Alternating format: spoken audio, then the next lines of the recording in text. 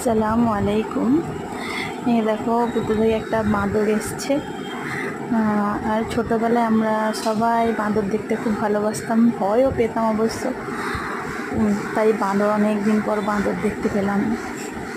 দেখো কাকগুলো কীভাবে জ্বালাচ্ছে বাঁদরটাকে।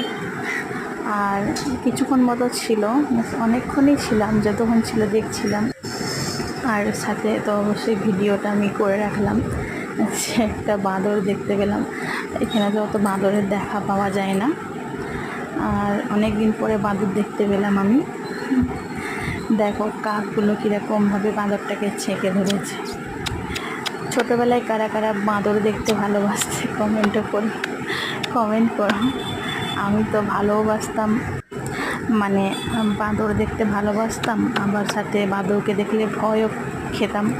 বাড়ির চালে, মানে ওই যেমন আগে মাটির ঘর ছিল, টালির ওপরে এসে বসতো গাছের ডালে। আর ফলের সিজন, মানে আমের যখন সিজন আসতো তখন তো অবশ্যই বাঁদরের উৎপাত আরও বেড়ে যায়, তখন আরও বেশি করে দেখতাম। আর দেখো চারিদিকে কেমন কাকের ছেঁকে ধরে। কাকগুলো তো পাগল করে দিচ্ছে বাঁদরটাকে, মানে বসতেও দিচ্ছে না। আল্লাহ হাফিজ।